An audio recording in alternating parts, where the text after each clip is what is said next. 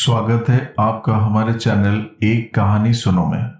अगर आपको हमारे भारत के संस्कृति और पौराणिक कथाएं अच्छी लगती है तो कृपया हमारे चैनल को सपोर्ट करें, लाइक, शेयर और सब्सक्राइब करें। तो आइए आरंभ करते हैं।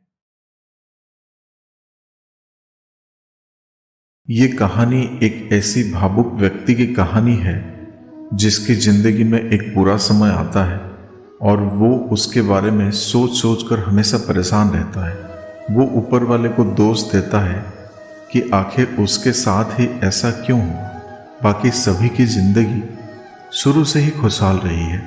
यही सब सोच सोच कर वो व्यक्ति दुखी रहने लगता है और एक दिन की सीख से उसकी जिंदगी कैसे संपूर्ण रूप से बदल जाती है, आइए सुनते हैं। ये कहानी है एक छोटू नाम के लड़के की जिसने अपने बचपन में बहुत दुख देखे थे और उस बुरे दिन के बारे में सोच सोच कर वो हमेशा परेशान रहा करता था। ना किसी से कुछ बोलता, ना हंसता, बस दुखी रहता। बचपन की एक घटना ने उसे जिंदगी से मायूस कर दिया था।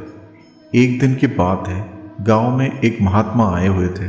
सारे लोग उनका प्रवचन अच्छे से सुन और समझ रहे थे। वे उनके पूछे हुए सवालों का जवाब भी दे रहे थे, लेकिन छोटू अकेला ऐसा श्रोता था जो इतने सारे खुश लोगों के बीच में चुपचाप और गुमसुम बैठा हुआ था। महात्मा ने अपने आने के पहले ही दिन छोटू के बारे में अंदाजा लगा लिया, पर कुछ कहा नहीं। एक दिन महात्मा ने छोटू के ऊपर ध्यान दिया तो उन्हें महसूस हुआ कि जब से वे आए हैं छोटू को उन्होंने बाकी लोगों की तरह खुश और उत्साहित नहीं देखा। ऐसे ही कुछ एक आध महीने बीत गए। एक दिन उन्होंने प्रवचन खत्म होने के बाद छोटू को अपने कुटिया में बुलवाया।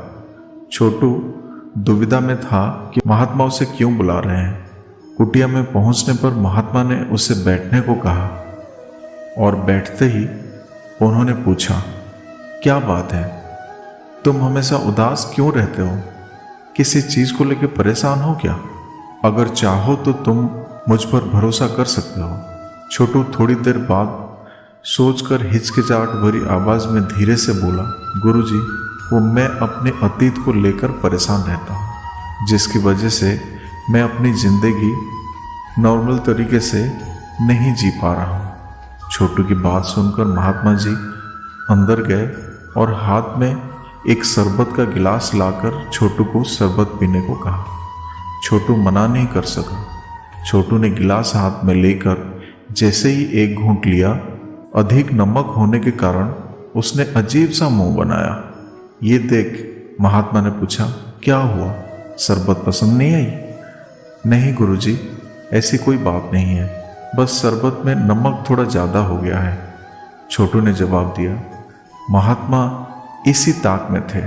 उन्होंने कहा, अरे अब तो ये बेकार हो गया, लाओ गिलास मुझे दे दो, मैं इसे फेंक देता हूँ। महात्मा ने गिलास लेने के लिए अपना हाथ आगे बढ़ाया, लेकिन छोटू ने मना करते हुए कहा, नहीं गुरुजी, बस थोड़ा सा ही ज़्यादा है, मैं पी लूँगा। थोड़ी चीनी मिलाकर इसे फिर से मीठा किया जा सकता है। छोटू की ये बात सुनकर महात्मा जी गंभीर हो गए और बोले, सही कहा तुमने कि तुम शरबत को संभाल लोगे नमक ज़्यादा होने पर भी, लेकिन इसे समझ तो लो, ये नमक तुम्हारे बुरे दिनों का तुम्हारा अपना अनुभव है, जिसे तुम शरबत के नमक की तरह अब तक संभालते आए हो, पर मिठास भरकर नहीं, बल्कि बुरे दिनों की कड़वाहट के साथ। लेकिन जैसे हम हमेशा ज़्यादा दिनों तक लगातार कड़वी शरबत नहीं पी सकते, इससे हमारा स्वास्थ्य बिगड़ सकता है, बिल्कुल उसी तरह हमारी जिंदगी भी कड़वाहट में नहीं कट सकती। तुम्हें शरबत को मीठा करने के साथ साथ अपनी जिंदगी में भी मिठास लानी होगी ताकि तुम खुश रह सको।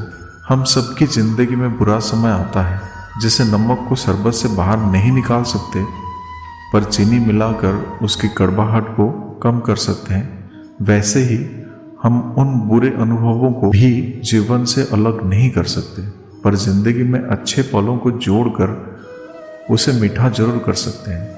महात्मा की बात छोटू की समझ में आ गई थी। उसने सोचा वो अपने अतीत से जूझने की बेकार कोशिश कर रहा था और इसके चक्कर में उसने अपनी आज की खुशियों को नज़रअंदाज कर रहा था। उसने निश्चय किया कि अब वो बीती बातों से परेशान नहीं होगा और अपनी ज़िंदगी में हमेशा खुश रहेगा। छोटू के जीवन से जुड़ी ये कहानी हम में से अधिकांश लोगों से जुड़ी हुई है, जहां हम अपने अतीत की गलतियों के कारण अपना वर्तमान को खो रहे होते हैं। हम अपना अतीत तो नहीं बदल सकते क्योंकि वो हमारे हाथ में नहीं है, लेकिन हम अपना वर्तमान बदलकर भविष्य जरूर बदल सकते हैं। अगर हम अपना अतीत भूलकर आगे नहीं बढ़े तो अतीत की वो बातें जो हमें आज तक डराती आई है वो हम पर हावी होकर हमारा सब कुछ हमसे छीन लेगी और हम अतीत के दुखद क्षणों में सिमट कर रह जाएंगे। आगे बढ़िए, आने वाली खुशियाँ आपका इंतज़ार कर रही है। फिर मिलेंगे साथियों अगले एक वीडियो के साथ। तब तक के लिए अपना ख्याल रखना और हमेशा मुस्कुराते रहना।